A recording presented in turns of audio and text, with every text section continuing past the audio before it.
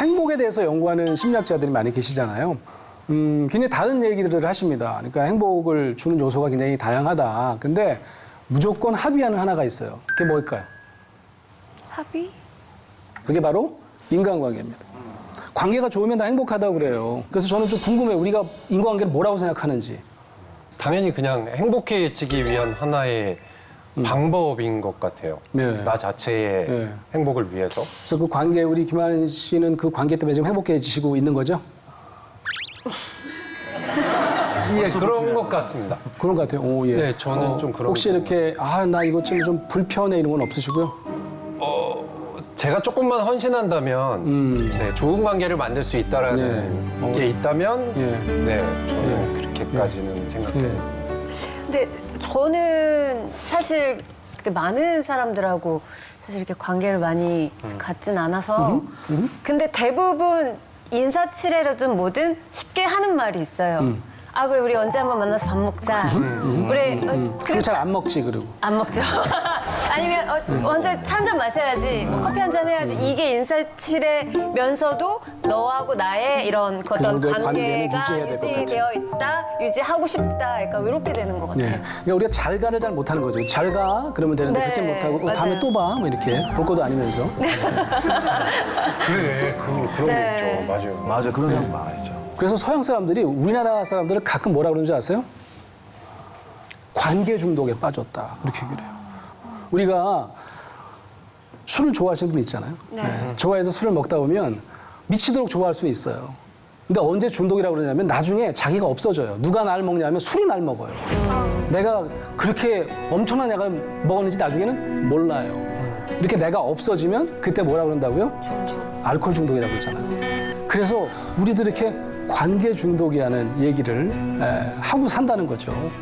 우리가 다른 사람과 이렇게 살 때 관계를 끊어내지 못해서 잘 못하는 게 하나 있어요. 그게 뭐냐면 부모님과 이렇게 헤어지는 겁니다.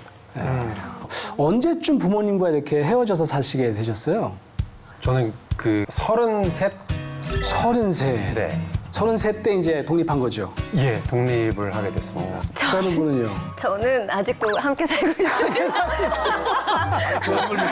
네, 독립을 한 번도 해본 적이 없어요. 네. 네, 예. 걱정이 없어요? 네.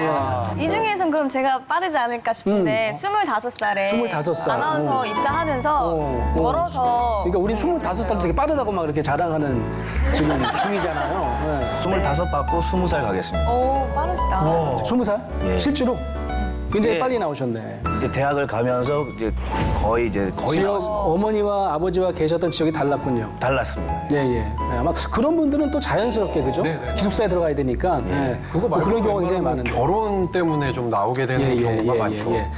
저는 26살 때 제가 이제 유학을 나게 되면서 그때 처음으로 이제 부모님을 떠난 거예요. 그래서 제가 이제 상담센터에서 이제 미국 친구들이랑 얘기를 하는데 나는 26살 때까지 어머니 아버지랑 살았다. 그랬더니 와 대박.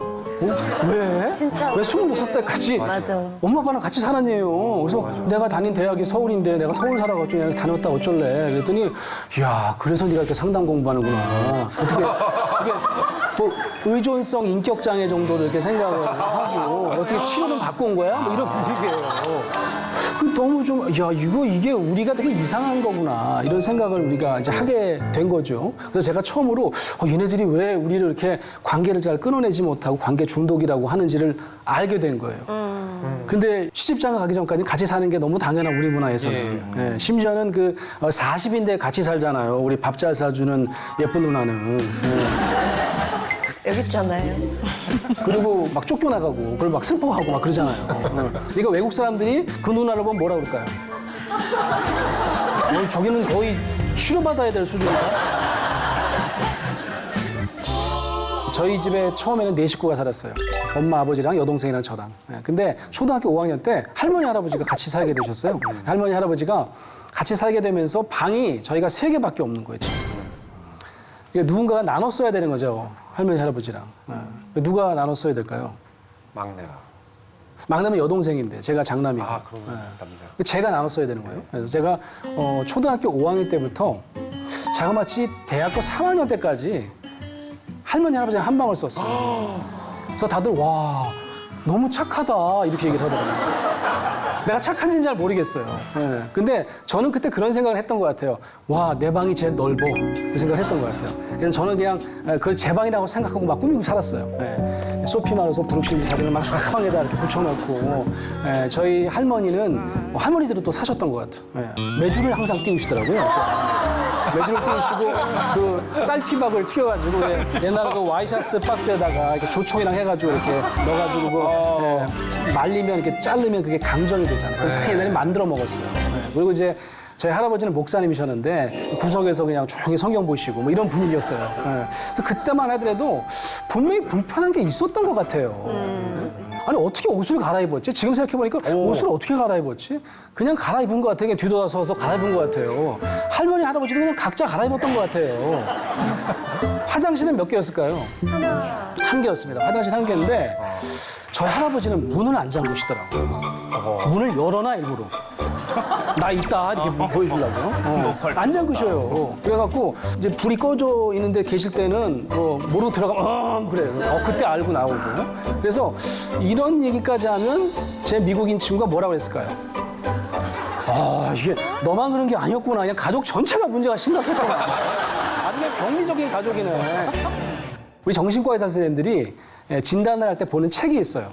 그 책을 보면 정신장애에 대한 통계와 진단 편람 이런 건데 그게 버전 5가 나왔거든요. 버전 4가 나왔을 때입니다. 1994년인데 그때 이제 전 세계 정신의학자들이 우리나라마다 좀 독특한 문화적인 정신장애가 있을 수 있지 않냐. 그거 한번 목록을 만들어 보자. 그렇게 한 거예요. 그래서 우리 한국 사람들은 뭘 하나 생각해냈어요. 이걸 한번 등재해야 되겠다라고 해서 등재한 게 바로 화병입니다. 근데 이 화병이라는 게 화가 뭐죠? 불화자인데 분노잖아요. 그죠? 분노병 이러면 되잖아요. 그러면 이제 영어로 그냥 앵거 디지즈 이렇게 하면 되잖아요. 아니면 앵거 뭐 신드롬 이러면 되잖아요. 근데 그렇게 안 합니다. 그죠? 왜 그럴까요? 우리가 만약 분노병 이렇게 하면 아마 서양 사람들이 그럴 거예요. 우리가 분노를 굉장히 잘 내는 거라고 생각할 거예요. 분노죠, 제일. 네, 분노를 막 내는 병인 줄 알 거예요. 근데 화병은요. 그런 게 아니죠. 반대예요. 분노를 못 내는 병이 맞아요. 삭히는 병이에요. 그래서 분노 감정이 우리가 갖고 있는 감정이 다가 아니에요. 아주 작은 일부예요. 어떤 거냐면 알려주는 감정입니다.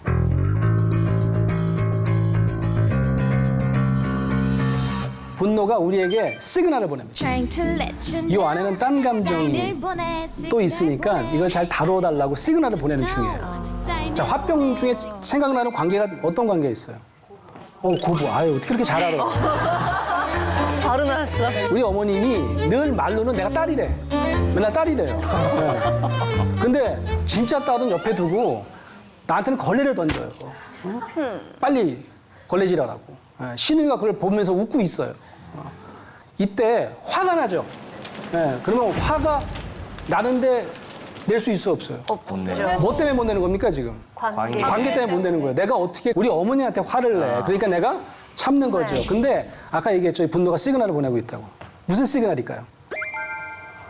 내 안에 정말 딸이 되고 싶은 욕구가 있어요. 나 정말 딸이고 싶어요, 엄마. 시어머니한테, 그죠? 근데 그 욕구가 어떻게 됐어요? 처절하게 무너졌죠. 그래서 이런 거를 저는 이렇게 이름 붙여볼게요. 강경파. 강경파. 목소리가 굉장히 커. 바깥으로 잘 나와. 그리고 방향이 어디로 갈까요? 방향이 항상 상대방에 가요. 앞으로. 어머니 어떻게 그럴 수가 있어요? 이렇게 상대방에 가는 걸 우리가 강경파라고 그러는데 이걸 하기가 어렵다고 관계 때문에. 근데 강경파는 알려줍니다. 구심력, 원심력뿐만 아니라 내 안으로 향한 감정도 있다는 걸 알려주고 있어요. 그래서 이 안에 있는 구심력 감정은 자기 자신에 대한 감정일 가능성이 되게 많아요. 내가요, 딸은커녕 지금 내가 뭘로 보여요? 시녀로 보여요. 너무 비참해요. 너무 자괴감이 들어요. 내가 이러려고 공부하고 내가 정말 시집 온 게 아닌데 내가 너무 서러워요. 이런 감정이 온건파 감정이에요. 그런데 우리 온건파 감정은 왜 온건파가 됐겠어요? 표현을 못하는. 밖에 나오기가 굉장히 어렵습니다. 어떨 때 나올 수 있어요? 안전한 대상과 나눌 수 있을 때만 나올 수 있어요.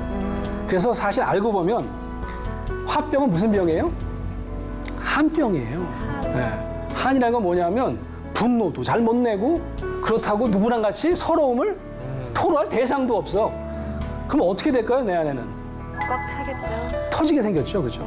속이 썩- 그런 병이 바로 한마는 할 때 그 한 병이 되는 거예요. 그래서 사실은 알고 보면 우리가 분노 감정을 내야 된다 그런 것도 아니에요. 분노 감정이 시그널을 보내고 있는 진짜 감정, 온건파 감정, 자기를 향하고 있는 감정을 우리가 잘 다루지 않으면 아마 우리 시대에도 한 병은 계속될 겁니다. 자, 바로 이게 가족 상담 전문가들이 반드시 사용하는 임상 도구인데요. 이걸 뭐라고 그러냐면 가계도라고 합니다. 3대에 걸쳐서 많은 가족들이 있고 이걸 다 심볼로 표시했고 이 빨간색 보이세요? 빨간색. 마치 사람과 사이를 이렇게 표시하는 것 같죠, 그죠? 네. 빨간색. 지그재그가 유난히 많네요. 이 상징을 한번 맞춰보시겠어요? 어떤 상징인지? 이 상징 한번 맞춰보세요. 이게 누가 남자일까요? 네모가? 어떻게 하셨어요? 네모가 남자고 동그라미는 여성입니다.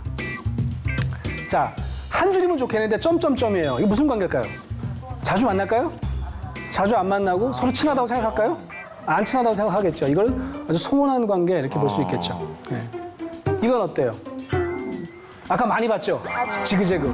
일직선이면 좋겠는데 굉장히 꾸불꾸불하고 지그재그인 거 보니까 어때요? 그런데요. 자주 싸우겠죠. 갈등 관계라고 할 수 있겠죠. 자, 이건 뭐예요? 이거 단절인데 이거는. 점점점인데 이 아예 그냥 중간이 끊어졌어요. 단절입니다. 이건 뭐예요? 안 만난 지 오래됐어요. 요 정도 되면 번호 지우기가 쉽지 않은데 번호까지 지울 가능성이 있는 거죠. 이 정도면 채무 관계 아닙니까? 예. 자, 이건 뭘까요? 두 줄. 이거는 아주 평화로운 친한 관계. 평화로운 왕래를 평화로운 관계. 오, 좋아요. 친밀한 관계. 친밀한 관계. 친밀한 관계. 자, 세 줄은 뭘까요? 많을수록 안 좋을 것 거의 같은데요. 손도 대지 말라는 얘기 같아. 좀 헷갈리세요? 심지어 빨간색이 밀착 관계인데 반대네? 밀착 관계는 뭐냐면 너무 자주 연락해 서로. 거의 붙어 있어요. 경계가 거의 없어요. 근데 우리 가족 상담 전문가들은 이 세 줄을 가장 조심해야 될 관계라고 생각해요. 어쩌면 병리적인 관계라고 이해하는 경우가 굉장히 많아요. 자, 이 친밀 관계와 밀착 관계가 잘 구별이 되지를 않습니다. 그래서 여러분은 세 줄인 분이 많아요, 여러분 주위에. 근데 어떻게 생각하냐면 정말 친하다고 생각해요. 너무 친하다고 생각해요. 그리고 굉장히 힘들어하세요. 그게 두 줄이 아니고 몇 줄이란 얘기예요? 세 줄. 우리가 오늘 좀 세 줄이 어떤 건지 좀 알아볼까요? 네, 그걸 좀 알아보면 여러분 도움이 되실 거예요. 두 줄과 세 줄의 차이는 딱 한 가지가 있는데 그게 뭐냐면 그 관계 안에 내가 있느냐예요. 나의 경계가 있느냐예요. 나의 경계가 있으면 두 줄일 가능성이 높습니다. 근데 이게 밀착이라는 게 그런 거잖아요. 나와 너가 섞여가지고 뭐가 내 거고 어떨 때는 내가 뭘 결정을 해도 다 누구한테 물어봐야 되고 매일 보고해야 되고 보고 안 하면 불안해지고 이런 게 지금 세 줄이라 그런 얘기죠. 여기서 잠깐 우리가 정말 얼마만큼 두 줄에 가까운 관계가 더 많은지 세 줄에 가까운 관계가 많은지 한번 알아볼까요? 제가 몇 개 한번 질문을 물어볼게요. 속으로 한번 테스트 해보세요. 됐어요? 카톡이 왔어요. 일이 없어지기를 뚫어지게 쳐다본 적이 있다 없다? 있다. 있어요. 일이 없어지자마자 전화 오겠지? 전화 오기를 기다린 적이 있다 없다? 있다. 전화가 안 와요. 때때로 있다. 기분이 굉장히 상해요. 한 서너 시간 지났는데 없어졌는데 전화 안 해요. 열이 받은 적 있다 없다? 있어요. 근데 우연히 SNS가 보니까 얘가 활동 중이야. 그래서 나한테 연락 안 한 거야. 거의 완전히 꼭지가 돈 적이 있다 없다? 있어요. 다음에 만났어요. 약속이 있어서 만났는데 다음에는 아무런 척 하지 않은 척 뭐 괜찮은 척 한 적이 있다 없다? 있어요? 여러분 심각하세요. 세 줄이야. 세 줄인데 진짜. 나는 엄마랑 엄청 친하다. 한번 손 들어보세요. 엄청 친하다. 근데 두 줄로 친한지 석 줄로 친한지 정말 친밀한지 밀착인지를 한번 우리가 알아보자고요. 집에 오자마자 나는 그날 있었던 일을 모두 보고한 적이 있다 없다? 있다. 있어요. 보고해야지만 속이 풀리죠. 엄마가 전화로 너 어디니? 뭐하니? 너 누구랑 있어? 몇 시간 체크한 적이 있다 없다? 몇 시간? 있어요? 엄마도 정상 아니세요? 엄마도 불안한 거죠. 불안하네. 다 컸는데 내가. 나는 하루 중 여러 차례 보고하다가 깜빡하고 한 서너 시간 놓쳤어. 아니면 한 반나절 못했어. 그러면 집에 가면 엄마한테 엄청 깨지겠다. 불안한 적이 있다 없다? 있다. 있다면 요것도요 살짝 두 줄보다는 석 줄에 가까워. 우리가 생각보다 석 줄이 많죠. 굉장히 많아요. 생각보다. 우리가 세 줄이 많은 이유는 우리는 경계보다는 뭘 중요하게 생각해요? 관계를 더 중요하게 생각해요. 그러니까 우리는 이게 전부 다 함께하는 문화가 굉장히 익숙해요. 그죠? 예. 우리가 개별 그릇 만든 지 얼마 안 됐습니다. 예. 그냥 찌개 끓여놓고 같이 퍼먹는 거지. 그걸 따로 먹으면 야 식구끼리 뭐 하는 짓이야? 뭐 이러잖아요, 그죠? 예. 우리 때는 옛날 그랬어요. 지금은 이제 뭐 개별적인 뭐 위생 때문에 그렇게 많이 하시는데 제가 정말 그 놀란 것 중에 하나는 미국에 처음 유학을 가가지고 드라마를 봤어요. 예. 근데 거기에 싱글 데디가 엄마 없이 아이를 키우는 남자 주인공이 나오는데 애가 꽤 많아요. 한 4~5이셨던 것 같아. 막내가 되게 어렸어요. 여자아이인데 한 4살인가 5살밖에 안 됐어요. 내가 화가 났습니다. 안 빨리요! 그리고 자기 방으로 들어가서 문을 꽝 닫는 거예요. 그럼 막 달려가가지고 이 아빠가 그 앞에서 노크를 합니다. 그리고 이렇게 얘기합니다. Can I come in? 이렇게 들어가도 되니? 그래서 No! 그래요. 그랬더니 다시 한번 물어봐. Can I come in? 했더니 No! 그래요. 한 3번을 물어봅니다. 그러니까 No 하니까 어떻게 해요? 그래 들어가. 그럼 갈게. 너 마음 진정되면 내일 얘기하자. 그러고 내려오는 거예요. 내가 그거 보고 깜짝 놀랐어요. 저 장난이겠지? 네. 우리 같으면 어떻게 해요? 들어가죠. 미친 거 아니야? 너 어디 아빠가 밉다고 말이지. 널 키우느라고 아빠가 얼마나 고생을 하는데 이럴 거 아니겠어요, 그죠? 문을 잠궈요? 그럼 어떻게 해요? 열쇠 꺼내다 열잖아요. 그죠? 이상한 거예요, 이 문화가. 가만 있어봐. 이거 열고 들어가야 되는 거 아니야? 근데 안 들어가더라고. 잘 생각해 보세요. 단순히 물리적 경계만 존중하는 거, 네 방이니까 내가 안 들어갈게, 그거 아닙니다. 그죠? 아이의 욕구를 존중해 주는 거. 지금 얘기하고 싶지 않아요 라고 하는 욕구를 그대로 인정해 주는 문화인 거죠. 그죠? 그러니까 심리적 경계도 굉장히 잘 존중해 주는 문화구나, 그걸 알게 됐어요. 더 놀란 게 하나 있어요. 제가요, 신학대학원 소속 교수잖아요. 그래서 제가 미국에 유학을 가가지고 미국의 감리교단에서 안수를 받고 목사가 됐습니다. 그래서 제가 한 3년간 미국인 교회에서 목회를 한 적이 있어요. 그래서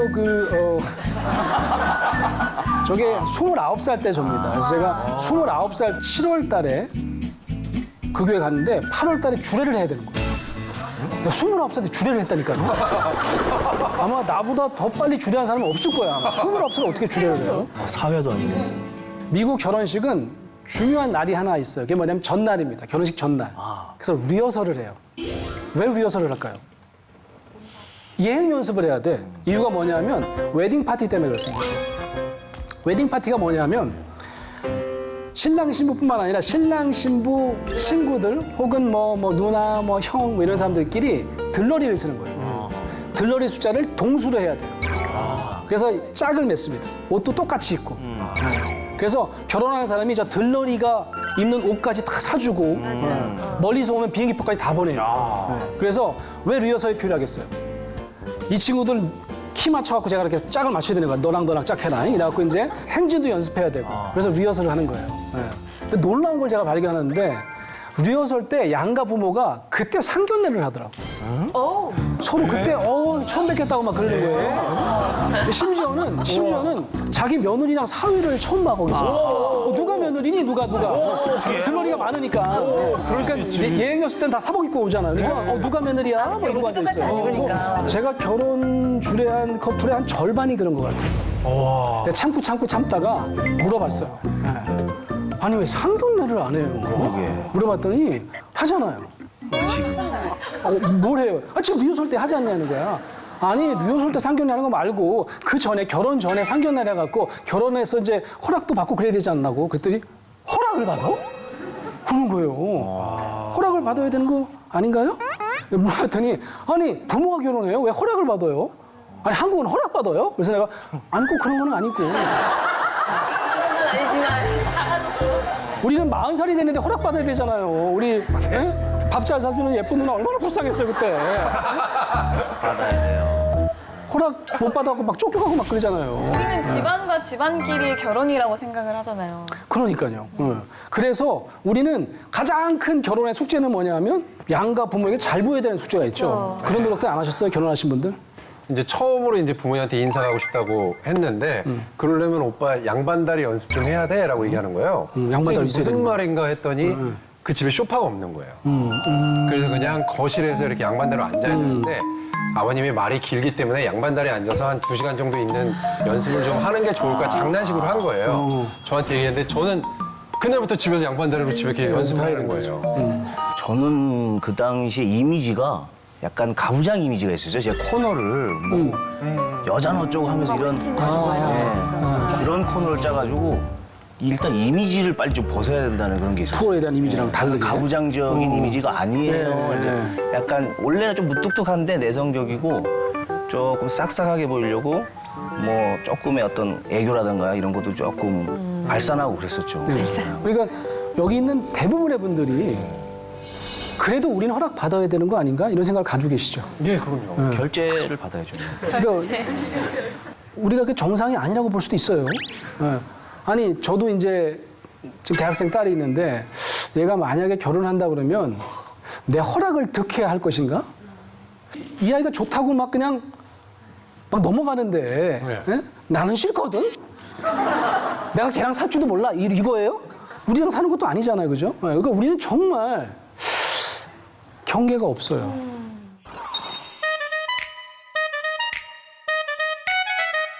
그러니까 이런 얘기 한번 들어보신 적 있죠? 착한 아이 컴플렉스. 울고 싶지 않았을까요? 그렇게 웃을 일만 있었을까요? 나 이거 한 1인분밖에 안 돼. 그러니까 내가 먹어야 돼. 야, 내가 그럴 줄 알고 널 위해서 사왔지.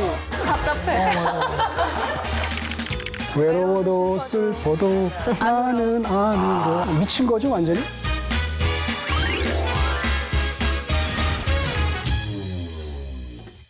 이건 좀 특별한 사안이긴 한데 어떤 친구가 있었는데 이 친구가 절친이 이렇게 많지는 않았나 봐. 예, 한 절친이 있었어요. 절친한테 전화를 겁니다. 전화를 거는데 걔 이름이 수진이야. 수진이가 지금 전화 받을 수 있을까? 뭐 일요일 4시면 얘가 알바한다고 그랬나? 아니 알바 이제 끝났다고 그러지 않았나? 아니 한다고 그랬지. 시험 끝나면 그만둔다고 그랬나? 지금 전화 오기 전입니다 지금. 예. 지금 전화 걸어볼까 말까를 굉장히 오랫동안 고민합니다. 그 전화를 합니다. 수진아 전화 받기 괜찮아? 괜찮아 빨리 얘기해. 안 괜찮구나. 아니 빨리 얘기해. 그럼 다음에 할까? 아니 빨리 얘기해. 미안해. 그러면 답답해. 이 정도면 2줄인가요? 석줄인가요? 3줄이겠죠? 오늘 확실히 석줄인지를 알겠죠. 석줄이네, 석줄이야. 그래서 어떤 면에서 이게 엄청나게 다른 사람을 배려하는 거예요. 그죠? 전화 걸면 되잖아, 수진이한테. 너 바빠? 야, 나도 할 얘기가 있어서 그래. 좀 듣고 좀, 너도 빨리빨리 좀 얘기 좀 해줘. 빨리 얘기를 하면 되는데, 지나치게 배려하잖아요. 예. 엄청나게 착한 친구로 살잖아요. 엄청나게 착한 아들로 살잖아요. 엄청나게 착한 딸로 살잖아요. 우리가 왜 이러는 거죠? 예. 여기 포인트는, 석줄의 포인트는 딱 한 가지예요. 아까 얘기한 대로 경계가 없다 보니까 내가 없는 거예요. 내 주장을 못 하는 거예요. 나 이런 거 원해. 이런 얘기를 못 하는 겁니다. 우리가 이런 얘기 한번 들어보신 적 있죠? 착한 아이 컴플렉스. 상담에 찾아온 내담자 한 명을 얘기해 볼게요. 이 친구는 간호대생이었어요. 그래서 열심히 간호대생으로 생활하는 친구인데 실습이라는 게 있나 봐요. 한 3학년 되면. 실습하면 이제 밤늦게 끝나나 봐. 그래갖고 그날은 점심도 못 먹고 저녁도 못 먹었어요. 이 친구가 절친이랑 자취를 합니다. 근데 밤늦게 한 10시가 돼서 집에 돌아가는데 2끼를 굶으니까 죽을 것 같아. 너무 배고파요. 그래갖고 뭘 사 먹어야 되겠는데 다 문을 닫은 거예요. 예. 지나가다가 보니까 자취방 바로 앞에 포장마차에서 막 떠리를 파는데 딱 1인분 조각금 떡볶이가 남은 거예요. 그래서 떡볶이 1인분을 샀습니다. 집에 가서 먹어야지. 헐레벌떡 집으로 돌아갔습니다. 한 10시 넘어서 들어가는데 이 친구가 항상 9시면 자는 친구야. 그날은 어떻게 했을까요? 안 자고 있어요. 얘가 또 안 자고 있네. 그리고 이제 떡볶이를 사갖고 딱 들어갔더니 이 아이가 또 이렇게 뚫어지게 쳐다보면서 또 이 개코야. 그래가지고 냄새를 맡았네. 그래갖고 떡볶이? 야, 나 안 그래도 떡볶이 먹고 싶었는데. 그러니까 야, 내가 그럴 줄 알고 널 위해서 사왔지. 진짜 그럼 봐봐 1인분밖에 안 남았잖아. 너는 나는 먹고 들어왔지. 진짜야. 너무 고마워. 야, 너 생각하는 거는 나밖에 없지. 너 진짜 안 먹어도 돼. 난 먹고 들어왔다니까. 나 배 터질 것 같아. 진짜로 같이 먹자. 아니 됐다니까. 야, 딱 1인분이잖아. 너 주려고 내가 남겨온 거야. 그리고 진짜 방에 들어갔는데 배에서 그냥 요동을 치는 겁니다. 그냥. 꼬르륵꼬르륵하고. 그러니까 갑자기 눈물이 펑 터진 거야. 말을 못하는구나. 한참을 울었습니다. 이거 뭐지? 그래서 이 친구가 상담에 찾아온 거예요. 아, 내가 관계 안에 내 자리가 없구나. 경계가 없구나. 걸 이 친구는 알아차린 거죠. 대단한 친구. 이 친구가 어떤 친구인지 그래서 상담을 해보니까 막내로 자랐어. 막내야. 엄마 아버지가 굉장히 나이가 좀 있으셔가지고 신경을 잘 못 써주시는 거죠. 그래서 이 친구 어떻게 할까요? 내가 다 하나 살게요. 걱정하지 마세요. 라고 해서 공부도 열심히 하고요. 언니, 오빠들은 다 장성했는데 나 때문에 또 대학 학비도 걱정하실까봐 이 친구가 의과대학을 갈 수 있는 성적이 나왔는데도 저 간호대 갈게요. 간호대가 내 적성에 맞아요. 라고 해서 전액 장학금을 받고 간호대에 간 친구예요. 이해되시죠? 그래서 이 친구가 그렇게 나를 주장하지 못하는 데는 이유가 있는 거죠. 그죠? 착한 아이 컴플렉스 아니면 착한 친구 컴플렉스에 왜 컴플렉스가 많이 붙었을까요? 내가 그렇게 안 하면 내가 버림받을 것 같아요. 그렇게 안 하면 내가 사랑 못 받을 것 같아요. 그런 불안이 크면 클수록 나는 내가 다 해야 되는 겁니다. 혹시 아세요? 캔디라고? 외로워도 슬퍼도 나는 아는 거 아시죠? 미친 거죠 완전히?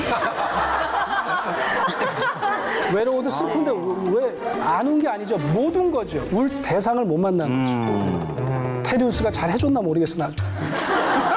그래서 뭐 캔디가 나중에 중년에 상담 많이 받았다는 얘기가 있어요. 그냥 우울증에 와가지고. 여러분 혹시 그런 경우는 없으세요? 내가 착한 아이로 사는 것 같다. 착한 친구로 사는 것 같다. 제가 좀 예능을 하면서 밝은 이미지로 이렇게 있다 보니까 제 감정을 이렇게 온전히 표현할 수가 없는 거예요. 그래서 이제 뭐 스태프분들도 그렇고 이렇게 만나는 사람마다 저 성격이 좋은 것 같아. 이 말을 처음에는 그냥 무심코 들었는데 자꾸 듣다 보니까 나는 성격이 좋은 사람이 되어야 되는구나. 뭘 잃고 싶지 않은 거죠. 또 그런 칭찬을. 네, 그러니까 다른 사람한테 쟤 성격 이상하대라는 말을 듣고 싶지가 않은 거예요. 그래서 사람이 있는 데서는 가능한 뭐 내 느낌이 어떻던 감정이 어떻던 좀 더 많이 웃으려고 했던 것 같고 거절을 잘 못하고. 저는 대학 다닐 때 수업 시간에 늘 잠만 자는 친구가 있었거든요. 근데 시험 기간만 되면 별로 친하지도 않는데 친한 척 다가와서 필기 노트랑 과제를 빌려달라고 하는 거예요. 근데 머리로는 빌려주지 말아야겠다고 생각을 하면서도 모모님이 이렇게 주고 있더라고요. 왜 주는 걸까요? 그러니까 이 못된 거사 너는 네가 안 하고 왜 나한테 달라고 그래? 받았으면 억울하지도 않는데 그냥 뭔가 관계 속에서 실현 모습을 보여주고 싶지 않다 이런 생각이 들어요. 다른 친구에게 좋은 친구로 내가 기억됐으면 좋겠다라고 하는 바람이 있는 거죠. 네. 그러니까 우리가 가끔 부모님부터 우리가 시작이 되는 것 같아요. 공부를 잘하면 참 좋은데 우리가 공부를 잘 못하면 우리가 뭐든지 하여튼 엄마 아빠의 인정을 받고자 하는 뭔가를 찾아내야 되는데 가장 쉬운 게 하나 있어요. 그게 뭐냐면 착하면 돼. 근데 대한민국 모든 딸이 다 착한가요? 아니죠. 다 그런 건 아니에요, 그죠? 뭐 가정마다 좀 차이가 있긴 하지만 요 집안을 한번 살펴보자고요. 큰 딸을 먼저 볼까요? 이름은 성보라예요. 이 친구의 특징이 하나 있습니다. 이 골목 최강 미친년이라고 돼 있네. 굉장히 성격이 와일드한데 아무도 뭐라고 안 그래요. 서울대니까. 왜 그럴까요? 공부를 잘해서 서울대에서. 공부를 잘해. S대를 다녀요. 모든 게 용서가 됩니다. 자, 둘째 딸은 어떨까요? 성덕선입니다. 사실 이보다 훨씬 이쁜데, 그죠? 특공대, 특별히 공부 못하는 대가리. 언니는 공부를 굉장히 잘해. 내가 더 이쁜 것 같긴 한데 난 공부를 못해. 거의 바닥이에요. 막내를 보니까 막내도 상태가 그렇게 썩 좋은 것 같진 않아요. 근데 얘는 아들이야. 그래서 얘는 거저먹어. 그럼 난 어떻게 해야 될까요? 난 착해야 됩니다. 난 양보해야 됩니다. 배려해야 됩니다. 안 그러면 엄마 아빠의 사랑을 잃을지도 몰라요. 착한 친구 컴플렉스 혹은 착한 아이 컴플렉스를 우리가 갖고 있는지 한번 여기 계신 분들 다 한번 체크를 한번 해볼까요, 우리? 제가 하나씩 여쭤볼게요. 이 괄호에다 자기 이름을 한번 넣어보세요. 권수영은 참 착해요. 권수영은 잘 못 참는 성격이지요. 뭐가 더 어울리는지 한번 자기 이름을 넣어보라 그런 얘기죠.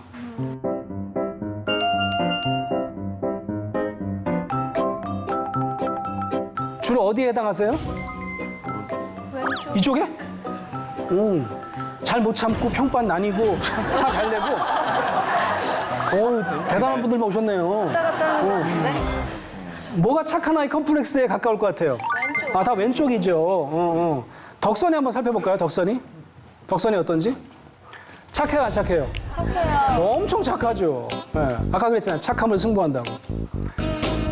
친구들이 좋아해요, 안 좋아해요? 좋아요. 친구만 좋아하는 게 아니야. 어른들도 다 좋아해요. 저도 좋아하고.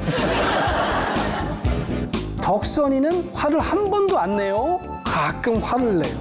가끔은 네. 드라마를 혹시 보신 분들은 덕선이 화내는 장면을 가끔 보셨어요, 안 보셨어요? 있었어요. 보셨죠? 네. 덕선이는 무조건 화를 참아내는 성격은 아니었다라는 걸 알 수 있어요. 네.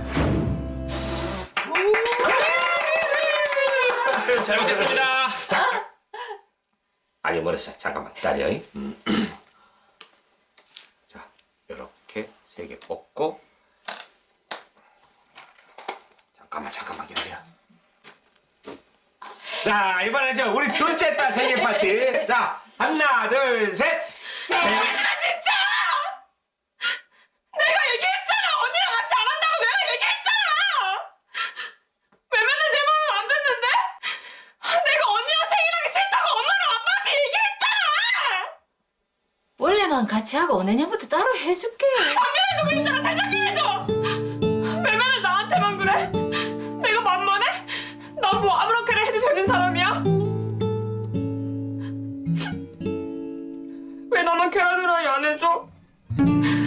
내가 계란 후라이 얼마나 좋아하는데 맨날 나만 콩자반 주고 나도 콩자반 싫어하거든! 자, 이 장면을 잘 보셔야 돼요. 아무도 그 분노에 반응하지 않습니다. 얼음땡이 돼요. 여기서 만약 아빠가 이야 너 이렇게 키워놨더니 이제 와서 뭐 네가 공부를 잘해 뭘 잘해 말이지. 에? 소리를 질렀다면 이 아이는 절대로 그다음부터 자기 주장을 하지 않았을 거예요. 지금 덕선이가 땡깡 부리는 게 아닙니다. 화만 내는 게 아니에요. 얘가 처음으로 자기 주장을 합니다.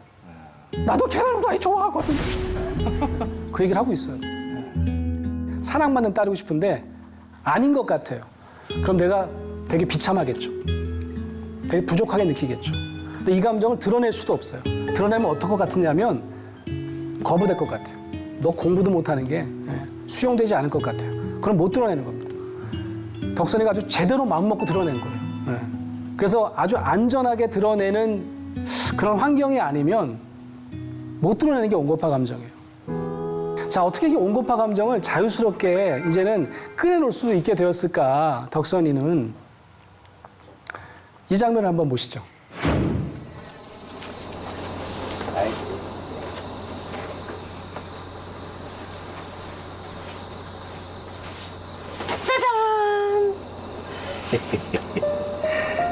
우리 덕선이 생일 축하한다.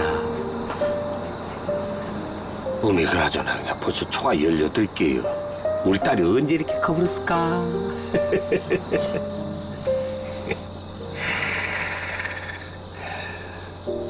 아빠 엄마가 미안하다. 잘 몰라서 그래. 이 아빠도 태어날 때부터 아빠가 아니잖아. 아빠도 아빠가 처음이기. 그렇게 우리 딸의 조카 봐줘. 떠날 때부터 다시 돌아올 걸 알았지. 눈에 눈물 날라고 그러네요. 네. 이 성동일 아버지 정말 대단하죠. 네. 이 장면을 잘 보시면 무조건적으로 아이의 욕구와 이 서러운 감정을 받아주는 첫 번째 장면인 거죠. 아마 이때 이후로 덕선이는 달라졌을 거예요. 내가 내 주장을 해도 괜찮구나. 내가 다른 사람에게도 받아들여줄 수 있구나.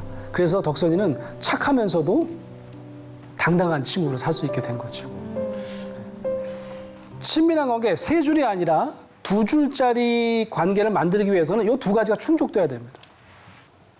첫 번째가 뭐냐면 이게 상담사들이 하는 방법이에요. 무조건적으로 수용해 줍니다. 조건부족으로 가족한테 주변 사람에게 수용당했던 사람에게 무조건적으로 그 사람이 원하는 바와 그 안에 있는 무너진 감정, 내가 관계 욕구가 무너져 생기는 이 온건파 감정을 잘 공감해 줘야 되는 거죠. 그러니까 주의할 게 있어요. 두 번째 공감이라고 써 있는데 공감의 말 우리가 많이 쓰잖아요. 그러면 아까 소리를 빡 질렀는데 거기 아버지도 소리 질렀어요. 성동일 아버지도. 야, 너 어디다 대고 말이지. 에? 이게 뭐 공부도 못하는 게 이 정도면 감지덕지지 말이지. 뭘 새로운 케이크를 원해? 라고 화를 냈어요. 두 사람이. 예. 공감이죠? 둘 다 분노와 분노를 함께 느꼈습니다. 이걸 어떤 바보가 공감이라고 그러겠어요. 이건 공감이라고 안 한 이유가 뭐예요? 이 강경파 감정 두 가지가 만나는 거는 시그널끼리 만난 거예요. 오히려 덕선이가 수용하고 아버지를 토닥토닥 해주는 경우도 생기겠네요. 예, 어떤 면에서 이 두 사람의 관계 안에서 덕선이가 아버지한테 받아들여지면서 이제 내가 아빠에게 내가 착한 딸로만 있어야 인정받는 게 아니라 내 주장을 해도 내 서러움을 드러내도 아빠로부터 받아들여지는 경험을 한 거죠. 그러니까 어떤 면에서 상남 장면 같은 장면을 우리가 본 거죠. 오늘 이 사례는 허락을 받고 왔어요. 그래서 이분이 상담을 실제로 받은 분인데요. 오늘 이 사례는 허락을 받고 왔어요. 그래서 이분이 상담을 실제로 받은 분인데요. 이분이 뭐 경제적으로도 유복하고 자녀들이 둘이 있는데 잘 키우셨어요. 근데 이분에게는 뭐가 있냐면 분노 조절 장애가 있어요. 요즘 흔히 얘기하는. 그래서 이 보복 운전에 아주 대가십니다. 그래갖고 그렇게 직위가 높으신 분인데도 깜빡이 안 하고 누가 들어오면 끝까지 쫓아가가지고 뭐 끝까지 가서 이제 휴게소까지 쫓아가가지고 거기서 폭력을 행사해가지고 벌금도 물으시고 감옥도 한번 갔다 오신 적이 그런 겁니다. 가정생활은 어떠셨을까요? 가정생활은 이 자녀들에게 온갖 물질적 지원을 다 했습니다. 모든 지원을 다 했어요. 그 집에 들어가면 애들이 엄마랑 잘 얘기하다가 각자 방으로 들어가는 거예요. 그럼 화가 나시겠죠. 야, 아빠 무시하는 거야? 다 나와봐. 그런 다음에 특히 아들에게는 손찌검도 하셨어요. 그러니까 본인의 분노를 어떻게 감당을 못 하셨던 그런 분이었던 것 같아요. 아내분이 살다가 나 도저히 당신이랑 못 살겠다. 그래서 아내가 우리 이혼하자. 그게 당신도 좋을 것 같고 우리 아이들도 좋을 것 같아. 그 대신 이혼하기 전에 우리 상담 한 번만 받아볼까? 상담을 받으러 오신 거죠. 상담을 받는데 아주 어린 시절 기억을 몇 개 생각해내요. 그 중에 하나가 어머니가 바깥에 이렇게 다니실 때 이 큰아들을 묶어놓고 다니시고 물에다 묶어놓고 그런 기억을 떠올려요. 그때 얼마나 엄청난 공포를 경험했을까요? 얼마나 버려짐의 느낌을 강하게 가졌을까요? 그리고 외삼촌이 있는데 아마 어머니가 얘기를 했나 봐요. 야, 너 좀 혼 좀 내줘라. 얘 말 안 들으니까. 그래갖고 외삼촌이 어린 시절에 한 뭐 7살 정도 됐나요? 이 아이를 흙탕물에다 집어넣습니다. 숨이 멎어서 거의 죽을 것 같은 순간까지 갔었다. 근데 그 기억을 지금 4, 50년 만에 떠올리는 겁니다. 그래서 내가 왜 분노를 이렇게 일으키는지 이제 알았어요. 내가 깜빡이 안 켜고 들어오는 사람을 보면 저게 날 무시하는 거야? 라고 해서 옛날 그 감정이 막 드러납니다. 내가 봐도 내가 참 한심하고 내가 비참하고 내가 너무 사랑받지 못하는 존재인데 저 친구가 날 무시하는 것 같아가지고 그 느낌을 느끼는 것보다는 내가 아주 폭발적인 분노를 느끼는 게 훨씬 더 안전한 방법이었을지도 몰라요. 그래서 그냥 원심력 감정만 느끼고 산 거죠. 자녀들이 인사 안 하고 쑥 들어가면 또 이것들이 날 무시해? 라고 해서 또 매질을 했던 겁니다. 상담사 선생님이 이렇게 얘기합니다. 자녀한테 사과하시라고. 사과할 수 있겠냐고. 내가 사과하겠습니다. 상담 받고 가갖고 사과를 합니다. 아들 불러다가 딸 불러다가 야 미안하다. 어? 내가 널 좀 때렸지? 많이 때렸던 것 같아. 좀 미안하게 됐다. 근데 우리 때는 다 맞고 자랐어. 야, 그리고 솔직히 말해서 내가 얼마나 과외 많이 시켜줬냐? 너 좋은 데 갖고도 다 나 때문에 그렇게 된 거 아니야? 자기 사과를 하시는데 아들이 뭐지 이거? 알겠습니다. 하고 들어간 거죠. 네. 알겠어요. 상담사한테 가서 아니 사과했습니다. 어땠습니까? 뭐 잘 모르겠습니다. 애들이 별로 안 좋아하는 것 같습니다. 자기 얘기를 하셔야죠. 내 안에 있는 온건파 감정 얘기를 하셔야죠. 어린 시절 얘기를 아이들한테 하라고요? 못할 것 같은데요. 2번, 3번을 시도합니다. 한 4, 5번째 됐을 때 자녀한테 털어놓기 시작합니다. 아빠가 어렸을 때 참 무서웠어. 정말 사랑받고 싶었는데 제대로 된 사랑을 못 받았던 것 같아. 나 정말 외로웠었어. 라고 얘기하면서 눈물을 흘리기 시작하겠죠. 네. 아들이 그 장면을 보고 눈물을 흘리고 더 크게 울기 시작합니다. 그 사람이 한참을 붙들고 울었어요. 군대 가기 전에 아들이랑 여행을 가기로 했습니다. 여행을 갔습니다. 처음 가는 여행이었어요. 그 아들이 아빠한테 이런 얘기를 합니다. 이거 한 번도 못한 얘기인데. 사실 나 아빠 중학교 때 자살하려고 그랬어. 아빠 때문에. 근데 엄마 때문에 못했어. 엄마가 불쌍해서. 그 얘기를 하는 거죠. 네. 아버지 또다시 폭풍 같은 눈물을 흘렸습니다. 가슴이 한참을 붙들고 울었던 거죠. 제가 당당하게 이분은 저랑 2줄 관계입니다. 너무 치밀한 관계예요. 한국에 살지도 않아요. 멀리 살아요. 자주 만날 수도 없습니다. 누구냐면 제 박사과정 지도 교수입니다. 이 가운데 계신 머리가 하얀 분인데요. 저분이 아주 세계적인 종교 심리학자인 루이스 람보라고 하는 교수님이세요. 람보, 좀 이름이 좀 무시무시하죠. 우리가 아는 그 람보인데요. 보통 지도 교수랑 친하기 좀 어렵습니다. 평가받는 대상이니까. 그러다가 박사학위를 제가 땄어요. 저도 교수가 됐어요. 그러면 그냥 이제 관계가 끊어져도 되죠. 한 단절, 소원 정도 해야 되는 거 아닌가요? 근데 어떻게 우리는 이렇게 친밀할까? 주변에 있는 교수들도 놀랐어요. 어떻게 이렇게 지도 교수랑 친해? 저도 좀 궁금해서 왜 친한 거지? 보통 지도 교수랑 친하기 좀 어렵습니다. 평가받는 대상이니까. 그러다가 박사학위를 제가 땄어요. 저도 교수가 됐어요. 그러면 그냥 이제 관계가 끊어져도 되죠. 한 단절, 소원 정도 해야 되는 거 아닌가요? 근데 어떻게 우리는 이렇게 친밀할까? 주변에 있는 교수들도 놀랐어요. 어떻게 이렇게 지도 교수랑 친해? 저도 좀 궁금해서 왜 친한 거지? 그 이유가 있었더라고요. 여러분이 오늘 들은 강연과 연관이 있습니다. 제가 박사과정을 하러 이제 들어갔더니 제 지도 교수가 결혼을 하신대요. 연세가 그때 당시에 50대 중반이었던 것 같은데 이분이 결혼을 여러 번 하신 거예요. 이번이 3번째 결혼인 거야. 그래서 첫 번째 결혼은 이분이 아주 천재예요. 예일대학교에서 석사를 가고 시카고 대학에서 박사를 했는데 박사를 4년 만에 마칩니다, 이분이. 그리고 2년 정도 지났을 때 이미 교수가 돼요. 엄청나게 바쁘게 사셨을 것 같아요. 그래서 박사과정 끝나고 교수 되면서 이혼했대요, 첫 번째 분이. 너 그냥 공부나 하고 살아라 그래가지고. 근데 아이가 하나 태어났는데 아이와 같이 그냥 아내가 떠나갔습니다. 그러다 너무 외로워가지고 한 사람을 만납니다. 근데 이게 참 운명의 장난인지 사기 결혼입니다. 이분이 처음부터 그랬는지 모르겠지만 시민권 딴 다음에 도망갔습니다. 그래서 이분의 아주 삶이 비참해집니다. 그때 살이 쪘다고 그러시더라고요. 그때부터 막 먹고 그냥 뭐 패스트푸드 먹고 그래서 막 살도 찌고 막 굉장히 인생이 망가졌다고 그러시더라고요. 그러다가 제가 이제 막 입학해가지고 코스웍 할 때 이분이 이제 3번째 결혼을 하게 된 겁니다. 결혼식 전날입니다. 저한테 전화가 왔어요. 지금 좀 와줄 수 있겠냐요. 자기 연구실로. 근데 목소리가 좀 이상해요. 좀 운 것 같기도 하고.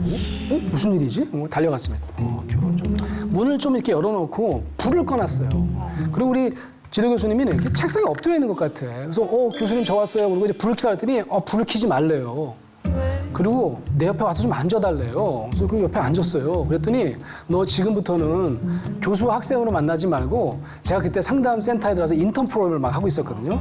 인턴 카운슬러라고 생각하고 자기를 상담해 줄 수 있겠네요. 그래서 내 상담 기술을 이분이 테스트 하시는구나. 그 생각하고 네네네. 그래가지고 잘해야 되겠다. 그렇게 생각했어요. 그래서 이분이 이러는 거예요. 내가 너무 화가 난대요. 내가 너무 화가 나가지고 이 화를 어떻게 식힐 수가 없대요. 누가 그랬어요? 물어봤겠죠. 자기랑 친한 친구가 하나 있는데 좀 멀리 있어가지고 이번에 초청을 안 했대요. 예, 근데 그래도 내가 3번째 결혼하는 걸 알리긴 해야 될 것 같아가지고 전화를 걸었다며 친구한테. 나 사실은 내일 결혼한다. 3번째 결혼. 예, 뭐 멀리서나마 축하해줘. 결혼식 통보를 한 거죠. 친구가 축하한다 그러면서 이렇게 얘기를 했대요. 이야, 근데 너 내가 신문서 본 통계인데 그게 2번 결혼한 사람들이 2번째 결혼을 5년 동안 유지할 가능성이 한 30% 정도 되고 3번 결혼한 사람은 5년 동안 그 유지할 가능성이 5% 미만이라는데? 되는 거예요. 그런 얘기를 왜 하신 거야 이분이? 장난치신 건지 뭔지. 그러니까 막 화가 퍽 나신 거죠. 어떻게 친구가 그런 얘기를 할 수가 있냐. 저도 막 화가 나더라고. 그러게요. 뭐 그런 친구가 있어. 놀지 마세요. 뭐 그렇게 얘기를 했어요. 근데 그의 목소리가 울먹거리는 목소리가 나면서 근데 수영 내가 한 번만 더 결혼에 실패하면 나 스스로 목숨을 끊을지도 몰라. 그런 얘기를 하는 거야. 내가 그 얘기를 듣는데 갑자기 교수님이 교수님으로 안 보였어요.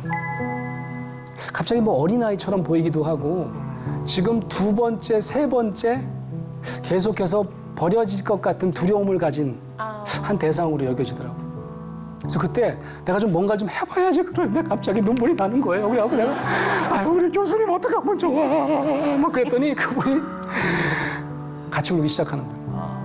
내가 울면서도 그랬어요. 아니 나 이렇게 하면 안 되는데 내가 좀 잘해봐야 되는데 내가 인턴으로 제가 뭔가를 보여드려야 되는데 한참을 붙잡고 울었어요. 그분이 이젠 가도 괜찮대요. 그래서 내가 뭔가 좀 해야 되는데 내가 나 인턴인데 이거 좀 뭔가 좀 보여드려야 되는데 해결책을 좀 줘야 되는데. 알았다고 그냥 그러고 이제 나왔어요. 그래서 그냥 오면서 후회해서 내가 좀 잘했어야 되는데 나 진짜 아무것도 못하고 울다 나왔네. 그리고 그냥 다음날 결혼식 가보니까 멀쩡해지셨어요. 결혼식도 잘하고 잘 끝난 거예요. 그러고 나서 제가 이제 박사과정 논문을 쓰는데 제가 이제 기숙사에 살았을 거 아니겠어요? 외국 학생이니까.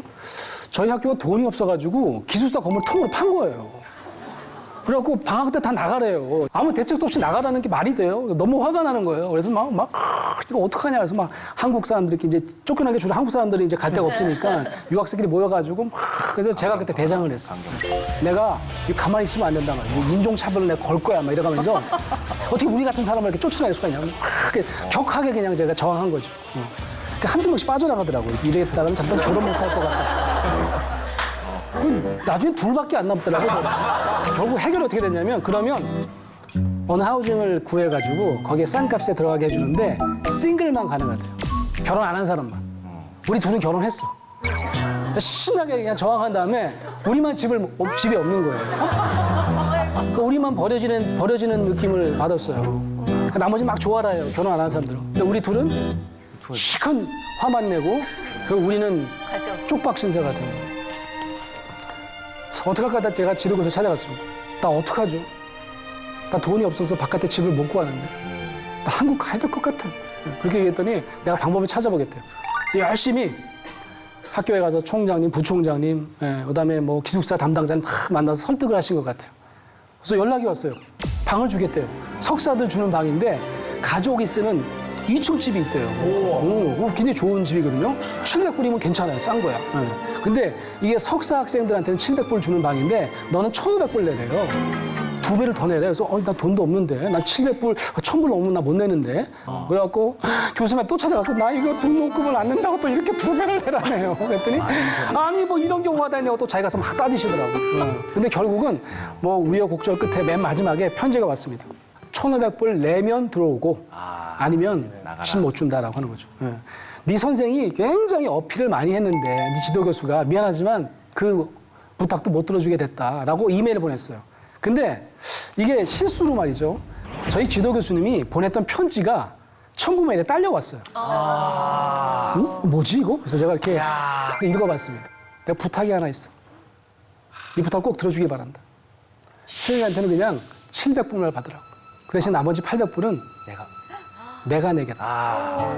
내 통장에서 내가 이렇게 드리는 거예요. 제가 눈을 의심했어요. 내가 그때 우리 아내한테 이렇게 얘기했습니다. 내가 정말 열심히 공부해갖고 내가 정말 잘 될게. 내가 내중에 정말 잘 되면 내가 이분한테 정말 잘할 거야. 당신 내가 이 사람한테 혹시 잘못하면 그때 꼭 얘기해줘. 응? 내가 아버지도 일찍 돌아가셨는데 내가 진짜 아버지로 삼고 내가 정말 남봉규 선배한테 잘할 거야. 제가 정말 운 좋게 학위를 마친 다음에 제가 4년 만에 마쳤어요. 열심히 해갖고. 네. 제가 또 운 좋게 바로 교수가 됐어요. 교수가 된 다음에 제가 누굴 불렀을까요? 우리 지도 교수님 불렀습니다. 오시라고. 제가 초빙 교수로 해가지고. 지난 15년 동안 제가 4번 정도 부른 것 같아요. 제가 한 2번째 불렀을 때 교수님한테 얘기를 했어요. 교수님 아세요? 제가 그 편지 읽은 거? 무슨 소리냐. 아니 어떻게 그럴 수가 있어요? 나도 지금 교수하는데 나는 절대로 그렇게 못해. 나는 절대로 내 월급에서 90만 원을 빼가지고 아무리 내가 이뻐하는 학생한테 준다? 난 못해. 네. 어떻게 그게 가능했어요? 그랬더니 그분이 그러더라고요. 너 몰라? 너는 내 그냥 여러 명 학생 중에 한 명이 아니야. 너는 내가 정말 모든 사람에게 버려지는 바닥에 떨어졌을 때 그 자리에 같이 있었던 친구야. 너 모르니? 너는 내 친구인 거. 그러시는 거예요. 근데 또 둘이 한참 울었겠죠. 많이 우셨네. 많이 우셨어요. 여러분 우리 주위에 꼭 가족이 아니어도 괜찮습니다. 우리가 정말 아무한테나 나눌 수 없는 우리의 관계 욕구가 무너져서 생기는 온건파 감정을 잘 나누면서 살 수만 있다면 어쩌면 우리는 정말 친밀한 관계를 유지하고 행복한 삶을 살 수 있을 것 같습니다.